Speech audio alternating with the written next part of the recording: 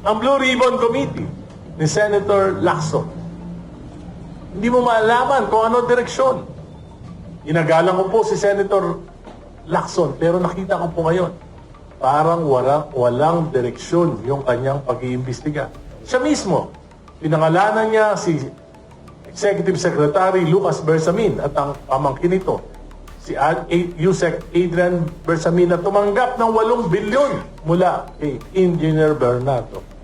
Pero hindi niya po inimbestigahan, hindi niya pinatawag, at ngayon lamang nabasa ko na wala siyang balak ipatawag ang mga Bersamin.